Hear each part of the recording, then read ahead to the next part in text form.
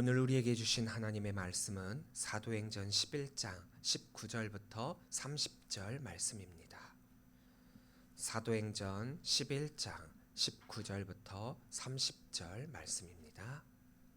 함께 한 목소리로 읽도록 하겠습니다. 그때 스데반의 일로 일어난 환란으로 말미암아 흩어진 자들이 베니게와 그브로와 안디옥까지 이르러 유대인들에게만 말씀을 전하는데 그 중에 구브로와 구레네 몇 사람이 안디옥에 이르러 헬라인에게도 말하여 주 예수를 전파하니 주의 손이 그들과 함께 하심에 수많은 사람들이 믿고 주께 돌아오더라. 예루살렘 교회가 이 사람들의 소문을 듣고 바나바를 안디옥까지 보내니 그가 이르러 하나님의 은혜를 보고 기뻐하여 모든 사람에게 굳건한 마음으로 주와 함께 머물러 있으라 권하니 바나바는 착한 사람이요 성령과 믿음이 충만한 사람이라. 이에 큰 무리가 주께 더하여 지더라. 바나바가 사울을 찾으러 다소에 가서 만남에 안디옥에 데리고 와서 둘이 교회에 1년간 모여 있어 큰 무리를 가르쳤고 제자들이 안디옥에서 비로소 그리스도인이라 일컬음을 받게 되었더라. 그때 선지자들이 예루살렘에서 안디옥에 이르니 그 중에 아가보라 하는 한 사람이 일어나 성령으로 말하되 천하에 큰 흉년이 들리라 하더니 글라우디오 때에 그렇게 되니라. 제자들이 각각 그 힘대로 유대에 사는 형제들에게 부조를 보내기로 작정하고 이를 실행하여 바나바와 사울의 손으로 장로들에게 보내니라. 아멘.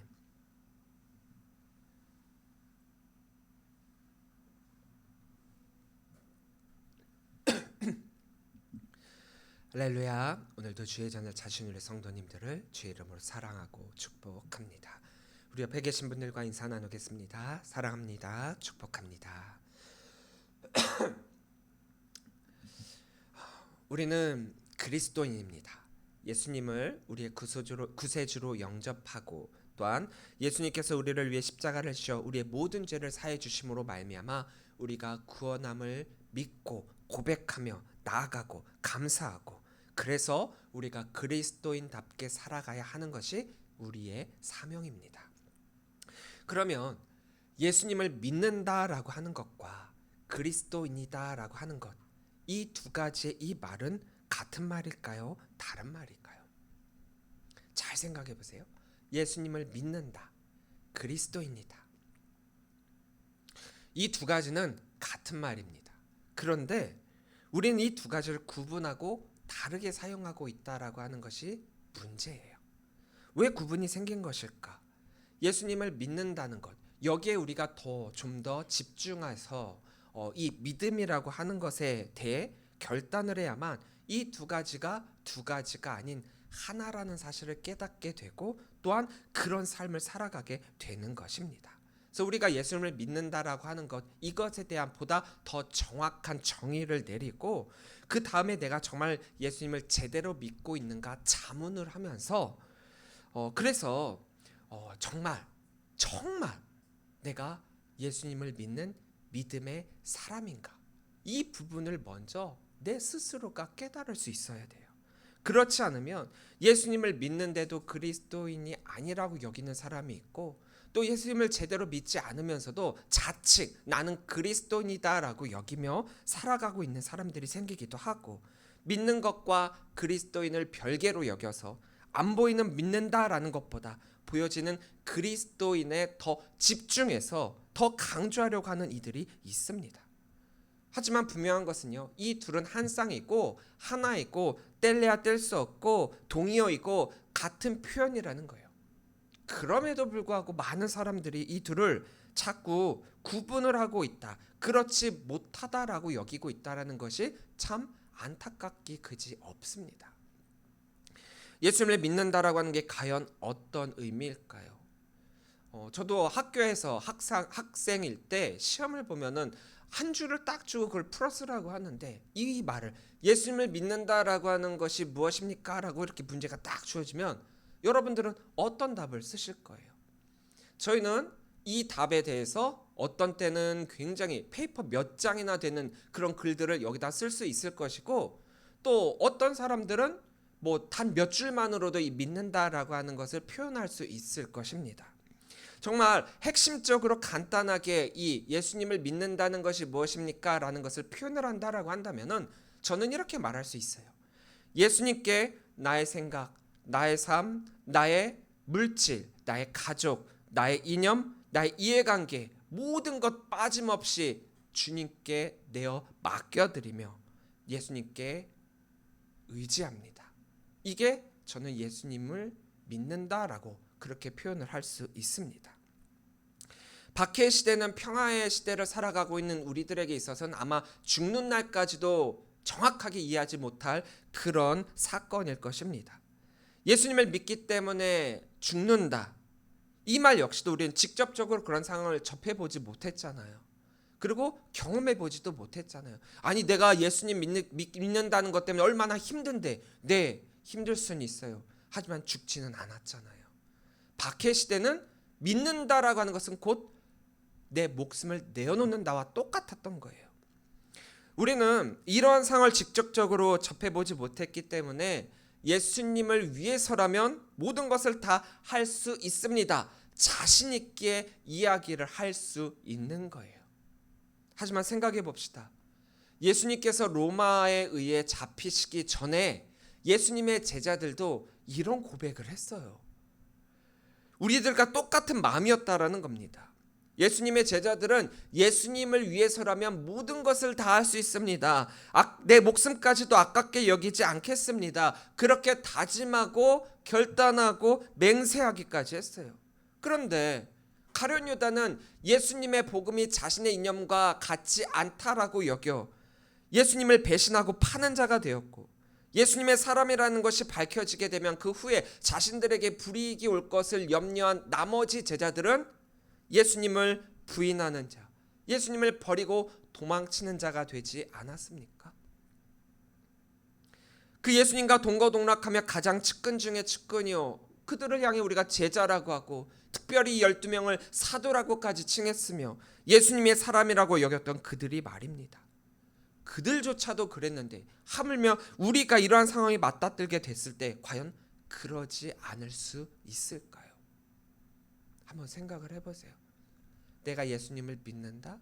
예수님을 위해서라면 나의 목숨까지도 아깝게 여기지 아니하겠노라. 예수님을 믿기 때문에 받는 환난은 생각보다 어렵고 힘듭니다. 하나님께서는 우리들에게 우리가 견딜 수 있을 만한 환난만을 주시겠다 약속하셨기 때문에 우리가 나에게 오는 그 환난에 대해서 이 환난 언제든지 이길 수 있다라고 여기고 있어요. 근데 이거는 너무 자만심의 믿음이에요. 하나님께서 그렇게 해주시겠다라고 하는 전제 상황에 믿음이 있는데 내 믿음은 면역력이 너무 없거든요. 내 믿음은 너무 약하거든요. 나의 의지는 약하거든요. 그래서 작은 바람이 우리들에게 불어오게 될 때 우리는 그 바람에도 너무나도 쉽사리 넘어지고 좌절하게 되는 것입니다. 19절입니다. 그때 스데반의 일로 일어난 환란으로 말미암아 흩어진 자들이 베니게와 구브로와 안디옥까지 이르러 유대인에게만 말씀을 전하는데, 자, 박해와 핍박은 우리들의 믿음을 흔들고 연약하게 만들기도 하지만 도리어 믿음을 굳건하게 하기도 합니다. 스데반의 순교로 인해 예루살렘에서의 흩어짐은 초대교회가 붕괴가 되고 무너지고 또 어떻게 보면 아무도 없게 되리라 그렇게 여겨질 수 있을 만큼 너무나도 큰 사건이었지만 도리어 그 흩어짐으로 말미암아 복음이 더 넓게 더 많이 또 더 크게 전해질 수 있게 되었으니 얼마나 놀라운 일입니까? 베니게라는 이 지역은 갈릴리 북쪽으로 지중해를 따라 길게 뻗은 지역이에요. 이 지도를 보시면은 이제 이 해변 쪽으로 있는 이 길가 쪽 베니게가 길게 늘어져 있죠. 또 구브로라고 하는 지역은 저 너머 섬으로 되어 있는 지역. 이 지역이 구브로이고요. 또 안디옥은 어디냐? 안디옥은 오른쪽 위쪽을 보시면은 안디옥이라고 써 있죠. 여기가 시리아의 수도로서 지중해 동쪽 해안성의 맨 위에 위치하고 있어요. 이 지역들은 팔레스틴 지역, 즉 유대와 그렇게 멀리 떨어져 있는 지역이 아니었기 때문에 디아스포라 유대인들이 많이 거주하고 있었습니다. 그러니까 어쩔 수 없는 박해로 인해 흩어짐을 당했던 이 유대인들이 이런 곳으로 흩어지고 또 이곳으로 흩어짐을 통해서 내 자신의 믿음을 위해서 지키기 위해서 흩어지기도 했지만 또 이 흩어진 이곳에 다른 이들에게 복음을 전할 수 있는 기회가 생기게 되었다라는 거예요. 그런데 우리가 방금 읽었던 19절에서 주목해야 되는 부분이 있는데 무엇이냐? 바로 유대인에게만 말씀을 전하는데 여전히 이들은 아직까지도 유대인들에게만 복음을 전하는 한계를 가지고 있었다라는 거예요. 근데 오늘 본문은 유대인들에게만의 이 선교를 극복한 놀라운 사건이 소개가 되고 있습니다. 이렇게 이 지역으로 흩어졌던 이들이 이제 안디옥 구브로에 있는 사람들, 또 구레네는 어디냐면은 요 지도에는 아직 나오지 않았지만 저 왼쪽 밑으로 가면 애굽이 있는데요. 애굽 위쪽에 구브레라고 하는 지역, 구레네라고 하는 지역이 있어요. 그곳에서 온 사람들이 이 안디옥으로 넘어와 갖고 이제 선교를 하기 시작했다라는 거죠. 20절입니다. 그 중에 구브로와 구레네 몇 사람이 안디옥에 이르러 헬라인에게도 말하여 주 예수를 전파하니. 이들이 이 안디옥에 넘어왔다. 이곳에서 복음을 전했다. 뭐 똑같이 다른 지역에 복음을 전한 것과 별반 차이가 없을 듯 느껴지지만 이것은 굉장히 큰 사건임에 분명해요. 왜냐? 이 안디옥이라고 하는 지역이 어떤 지역인지를 우리가 알게 된다면 이들의 이 복음 전파로 말미암아 어쩌면 전 세계에 복음이 전파된 것과 마찬가지였기 때문입니다. 안디옥은 여러 민족이 혼합되어 살고 있었고 상업 도시로서 물질이 풍부했기 때문에 문화적 교류도 풍부했던 그런 곳이에요. 그랬기 때문에 이 곳에서의 종교는 굉장히 혼합주의적 성격을 띠고 있어요. 혼합주의적이 무슨 말이냐? 여러 잡신들이 이곳에 다 모여 있고 많은 종교가 뒤섞여 있다라는 뜻이죠. 이게 장점이 될 수도 있고 단점이 될 수도 있어요. 단점은 여기에 여러 잡신들, 미신들이 너무 많다는 뜻이고, 장점은 그렇기 때문에 어떤 종교와 어떤 신이 여기에 들어오더라도 그들이 낯설어하지 않고 쉽게 받아들일 수도 있는 장점이 있다라는 거죠. 여기에는 많은 신들에 대한 제의와 신비 종교들이 성행했고 그들 자신들의 종교가 이 어려운 이 힘든 세상 가운데 악한 세력으로부터 구원을 여러분들에게 가져다 줄 것입니다라고 각각 자기들의 종교를 소개하고 있었단 말이에요. 특히나 헬라 문화를 가지고 있었던 지역, 우리가 잘 알고 있는 그리스 여러 신들 있잖아요. 그런 신들도 여기에 존재하고 있다는 뜻이죠. 이렇게 구브로와 구레네 사람 몇몇이 이러한 안디옥에 가서 헬라인에게 복음을 전했다. 이게 20절의 말씀입니다. 근데 여기서 말하고 있는 헬라인은 두 가지 의미가 있어요. 이 헬라어를 뜻하고 있는 이 헬라어를 우리가 살펴보면은 헬라어를 사용하는 유대인이라는 의미를 가지고 있기도 하고 헬라어를 사용하는 말 그대로 이방인이라는 의미를 가지고 있기도 합니다. 그러니까 이들이 이 안디옥에 가서 유대인들에게 복음을 전했는지 말 그대로 이방인들에게 복음을 전했는지 정확하진 않아요.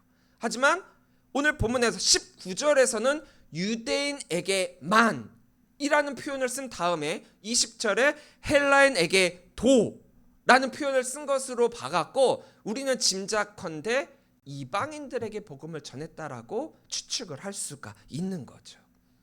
하지만 이 단어만으로, 이 해석으로만으로는 누구인지는 정확하지 않아요. 하지만 이후에 나오고 있는 이 사건에 대한 결말을 우리가 바라보면 이것 역시도 하나님의 은혜로구나 라는 것을 우리가 깨달을 수 있게 됩니다.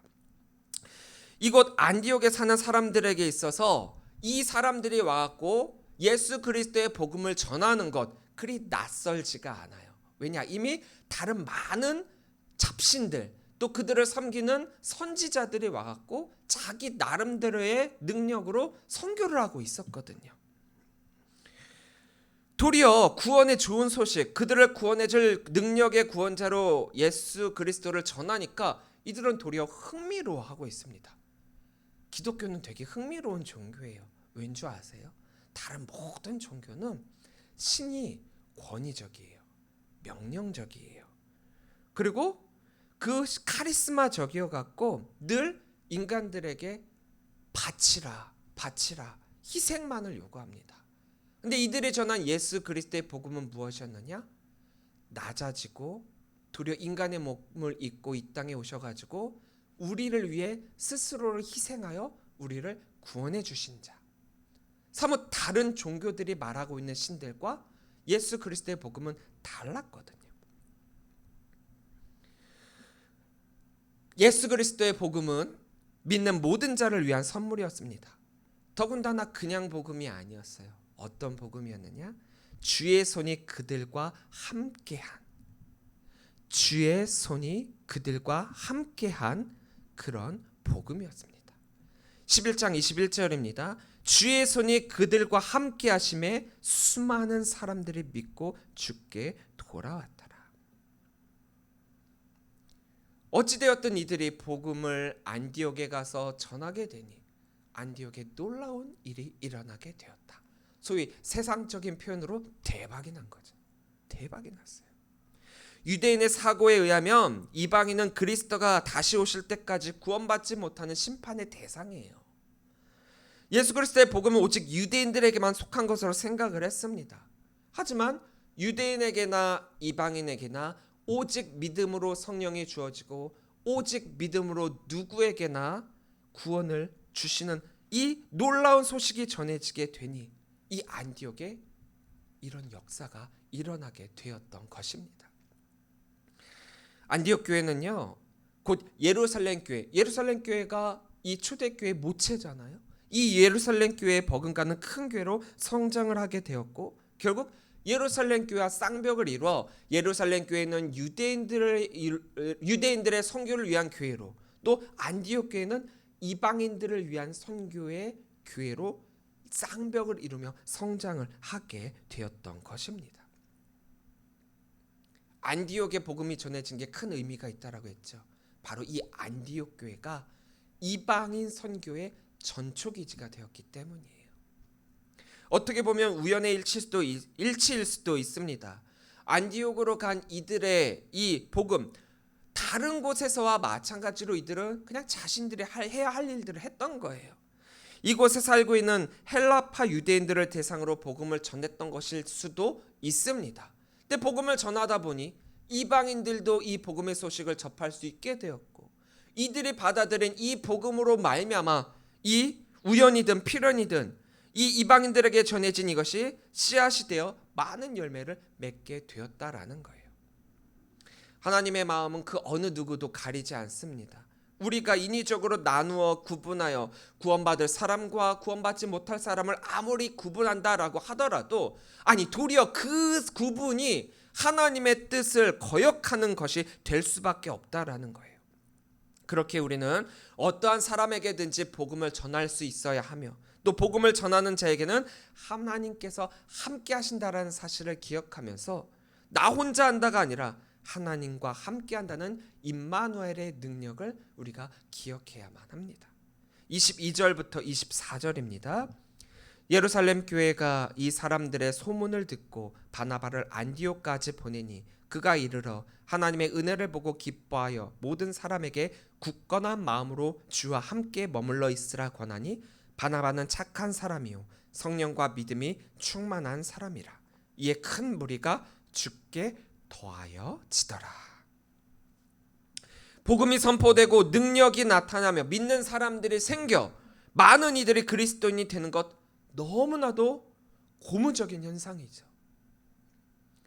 하지만 선교는 여기가 끝이 아닙니다. 전도는 한 사람을 교회 안으로 데리고 오는 그것으로 끝나는 것이 아닙니다. 그들 스스로가 신앙적으로 바로 설 수 있도록 자립할 수 있도록까지 해주는 것이 전도이고 선교라는 거예요. 많은 교회에 매 순간순간 전도를 합니다. 선교를 합니다. 하지만 후에 그 교회 그 전도 현황을 결산을 해볼 때 정착률은 20%가 채 되지 않습니다. 20%만 돼도 성공했다라고 하는 요즘이에요. 아니 그럼 나머지 80%는 어디 갔습니까? 교회 전도하여 데리고 왔으면 그가 그리스도인으로 거듭날 수 있도록 옆에서 계속 케어를 해야 돼요. 그가 그리스도인이 될 수 있도록 옆에서 돌봐주지 않아도 스스로가 그 신앙을, 그 믿음을 키울 수 있도록 그 역량에 이를 때까지 함께 해야 되는 거예요. 그렇기에 전도와 선교는 단순간에 단기적으로 끝나는 게 아니라 장기적 플랜으로 해야만 합니다. 우리가 해외 단기 선교를 나가잖아요. 근데 이 단기 선교는 사실 그 나라 사람들을 위한 선교라기보다는 단기 선교를 나가는 우리들의 믿음을 재점검하기 위한 선교이지, 우리가 그곳에 잠깐 가갖고 뭐 성경학교 해주고 뭐 여러 가지 뭘 해주고 그 왔다라고 하는 그것이 그들에게 과연 얼마나 도움이 되겠습니까? 물론 우리가 그들에게 씨앗을 심겨주고 좋은 영향력을 끼쳤다라고 하는 그것만으로도 사실 좋아요. 하지만 더 필요한 것은 그들이 열매를 맺을 수 있도록 계속적으로 관계를 맺고 주기적으로 그 나라 그곳에 가서 그들과 믿음의 동역을 이루어야 한다라는 거예요. 그러니까 전도나 선교, 이것은 한순간에 끝을 맺는 게 아니라는 거죠. 한 지역에서 복음의 마음을 열기까지 몇 년씩 걸리는 게 보통입니다. 그래서 선교사님들이 삶의 터전을 그곳으로 옮겨가지고 그들과 동거동락하며 열심히 선교하고 있지 않습니까? 이게 선교죠. 그렇기 때문에 단기 선교가 말 그대로 단기 선교로 끝나는 게 아니라 장기의 단기 선교가 돼야 돼요. 그래야 진짜 선교의 의미를 되새기면서 선교했다라고 할 수 있는 것입니다.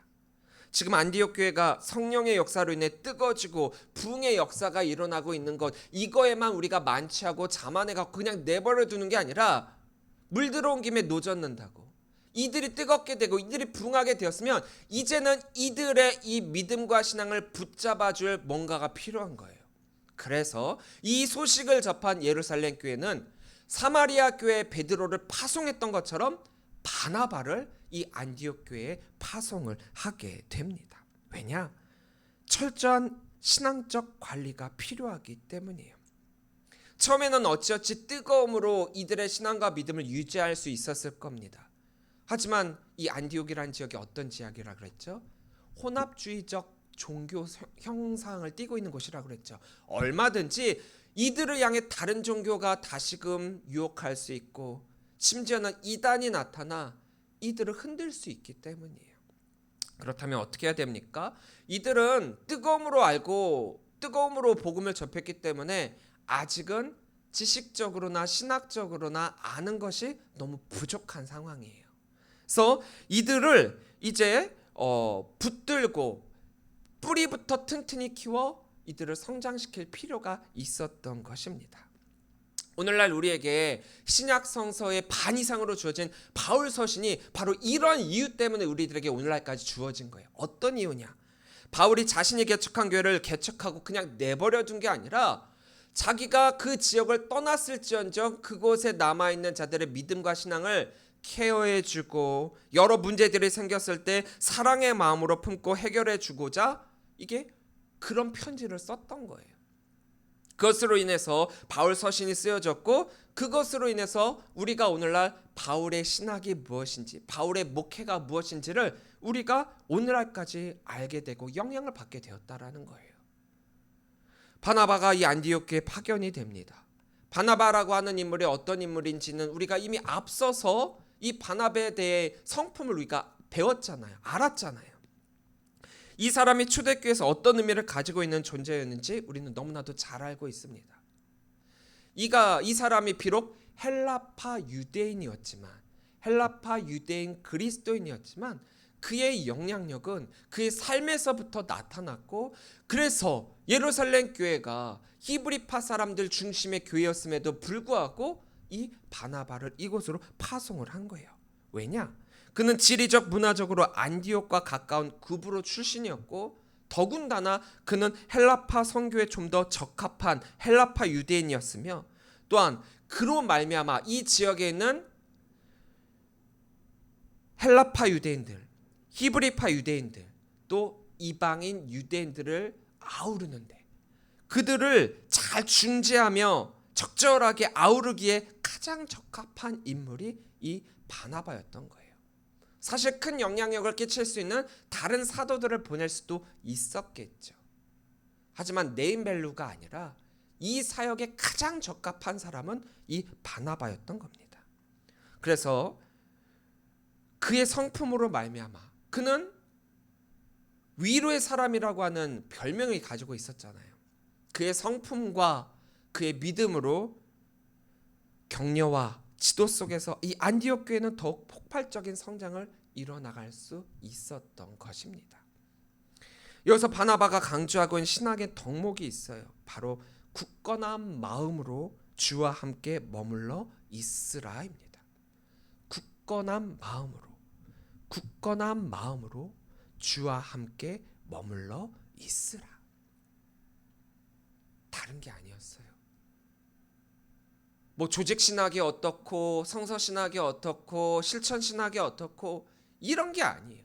이게 아니라 가장 핵심적인 것 딱 하나.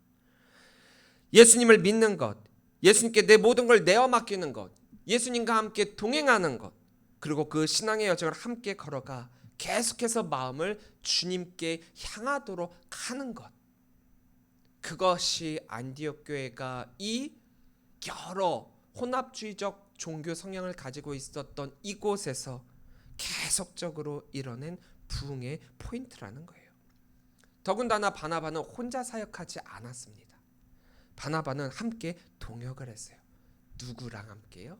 바로 초대교회가 탐탁치 않게 여겼던 인물인 사울과 함께입니다. 지금 사울이 있는 다소로 이 바나바가 찾아가 그와 함께할 것을 제안하고 이 안디옥에 사울과 함께 돌아와 두 사람이 열심히 1년 동안 이 안디옥에서 복음을 전하게 됩니다. 25절부터 26절입니다. 바나바가 사울을 찾으러 다소에 가서 만남에 안디옥에 데리고 와서 둘이 교회에 1년간 모여 있어 큰 무리를 가르쳤고 제자들이 안디옥에서 비로소 그리스도인이라 일컬음을 받게 되었더라.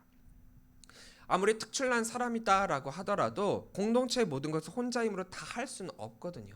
초대교회도 부흥해 나가니까 이 사도들의 눈밖에 나는 여러 문제들이 생겨났었기 때문에 또 다른 사람들을, 또 다른 동역자를, 리더를 세우지 않았습니까? 마찬가지예요. 특히나 괄목할 만한 부흥의 성장을 하면 할수록 동역의 필요는 절실히 느껴지게 됩니다. 그렇기 때문에 바나바는 사울을 택하고 그와 더불어서 안디옥 교회를 더욱더 하나님의 교회답게 성장시킬 수 있었던 것입니다. 근데 우리는 놀랍게도 여기서 놀라운 사실 하나를 발견하게 돼요. 아까 처음 우리가 누구라고 했죠? 우리는 그리스도인입니다. 그리스도인이라고 했어요. 근데 이 그리스도인이라는 호칭은 바로 이 안디옥에서부터 시작이 되었다라는 거예요. 예루살렘에서부터 시작된 게 아니라 안디옥에서부터. 예수님의 추종자로서 그리스도인이라는 호칭이 쓰게 되었는데 이 그리스도인이라는 호칭은 이 안디옥의 이방인들에게서 나온 것이지 유대인들에 의해서 시작된 단어가 아니라는 거예요. 생각해 보세요. 그리스도는 이 유대인들이 자신들의 메시아라고 여기는 단어입니다. 근데 그들이 예수님을 그리스도로 인정했습니까? 인정 안 했죠. 그런데 예수님을 따르는 사람들을 그리스도인이다라고 이들이 과연 칭할까요? 아니에요.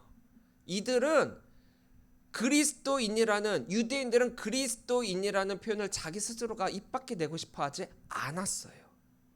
또한 그 그리스도인이라는 호칭 자체도 처음에 호의적으로 표현한 호칭이 아닙니다.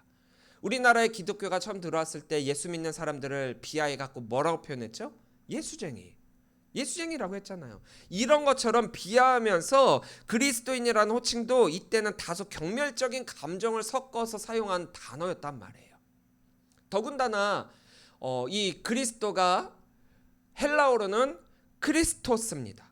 크리스토스예요. 그런데 노예를 뜻하는 헬라어가 크레스토스예요. 크리스토스, 크레스토스 비슷하죠. 비슷하니까 발음이 비슷해서 자신들의 경멸감을 표현하는데 안성맞춤이라 여겨서 사용된 단어가 그리스도인이라는 거예요. 오늘날 이 그리스도인은 이때 이 비아냥거리는 단어로 사용되어지지 않고 오늘날에는 그 사람이 어떻게 신앙생활을 하고 있는지, 어떻게 믿음의 사람으로서의 삶을 살아가고 있는지를 나타내는 척도가 되고 있어요. 우리 감리교도 영어로 메소디스트거든요. 메소디스트는 규칙쟁이라는 의미를 가지고 있습니다. 근데 이 사실을 아십니까? 웨슬리 목사님은 단 한 번도 감리교를 창시하신 적도 없고 이 메소디스트라는 단어를 스스로가 쓰신 적이 없다는 사실. 도리어 웨슬리 목사님과 함께 있었던 사람들의 그 믿음과 신앙과 모습이 너무나도 규칙적이니까 주변에서 이들을 비아냥거리면서 메소디스트 그랬던 거예요. 규칙쟁이라고요.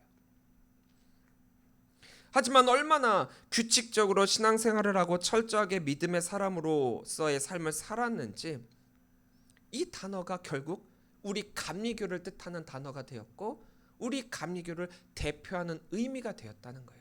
자, 그렇다면 메소디스트, 웨슬리의 후예인 우리는 규칙쟁이, 복음으로 살고 오직 복음으로 살고 복음의 삶을 살아가고 복음의 규칙적인 삶을 살아가는 자인지 오늘날 우리가 스스로 자문해 봐야 되지 않겠습니까? 이 단어는 그리스도인이라는 이 단어는 처음에는 안 좋은 의미로 사용되었을지 모르지만 오늘날에는 예수님의 사람으로서의 정체성을 나타내는 가장 정확한 호칭이 되고 있지 않습니까? 바나바가 사울과 더불어 열심히 안디옥 교회에서 그들의 신앙의 성장을 위해 수고하고 애쓰고 한 그 모습이 그리스도인이요.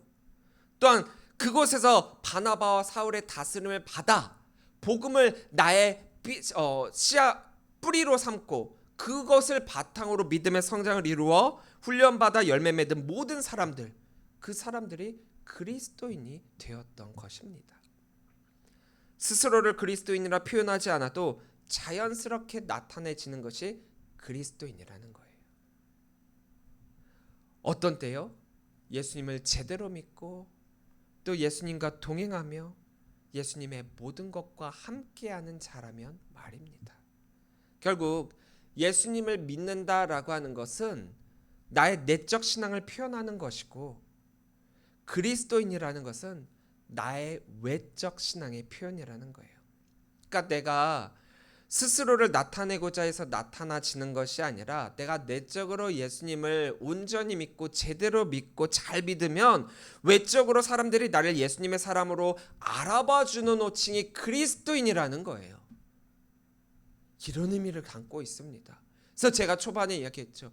예수님을 믿는다는 것과 그리스도인이라는 것은 뗄래야 뗄 수 없는 하나의 단어라는 것. 어찌 이 두 가지가 분리가 될 수 있고 구분이 될 수 있고 다른 것이라 할 수 있겠습니까? 근데 오늘날 너무나도 많은 사람들이 예수님을 믿는다는 것과 그리스도인을 따로 사용하고 있어요. 우리는 그리스도인입니다. 그리스도인은 복음으로 주께 더하여진 자예요. 더하여진 자. 말 그대로 예수님의 사람이라는 거죠. 다른 거 없습니다. 교회 열심히 다닌다라고 그리스도인이 아니에요. 내가 종교를 기독교라고 썼다라고 해서 그리스도인이 아니에요. 내가 교회에서 사역도 많이 하고 헌신도 많이 한다라고 해서 그리스도인이 아니에요. 예수님께 더하여진 자이기 때문에 그리스도인이라는 거예요. 처음에는 경멸스러운 호칭으로의 그리스도인이었지만 이것은 어느덧 예수님을 잘 믿는 사람들의 자랑과 같은 호칭이 되었습니다. 이 호칭은 우리의 신앙 고백이기도 해요. 예수님을 우리의 구세주로 영접하고 또한 예수님이 살아가셨던 그 길을 우리가 묵묵히 따라가겠노라. 예수님과 같은 삶을 살아가겠노라라고 하는 우리의 신앙 고백입니다. 참된 그리스도인인 바나바와 바울이 바로 이 안디옥 교회를 그리스도인의 교회가 되도록 만들었다라는 거죠. 이 말은 곧 이들은 예수님의 사람들이 되었다라는 거예요. 예수님을 잘 믿었다라는 의미죠.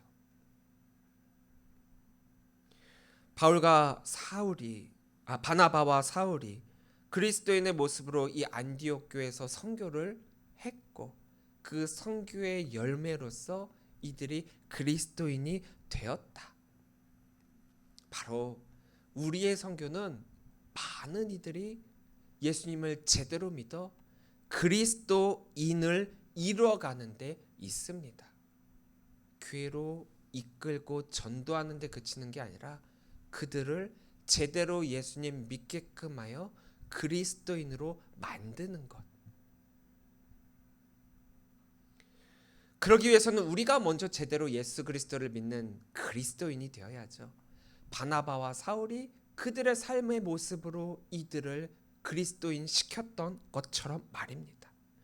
진짜 그리스도인으로서의 모습을 통해 또 다른 그리스도인을 이루어 가야 합니다. 그게 하나님 아버지께서 우리들에게 품으신 뜻이고 우리가 해야 될 사역이기도 합니다.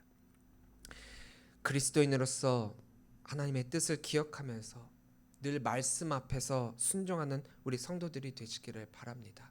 오늘 주신 이 말씀을 통하여서 그리스도인, 예수님을 제대로 믿는 자, 예수님께 내 모든 것을 내어 맡긴 자, 그로 말미암아 내가 나타내지 않아도 저절로 나타내진 외적 신앙의 모습의 표현이 그리스도인이라는 사실을 기억하면서 보여지기 위한 것에 힘쓰지 마시고 내적 믿음의 신앙을 잘 다져서 많은 이들을 그리스도인으로 변화시키는 우리 귀한 성도들이 되시기를 주의 이름으로 간절히 축원합니다. 기도하겠습니다.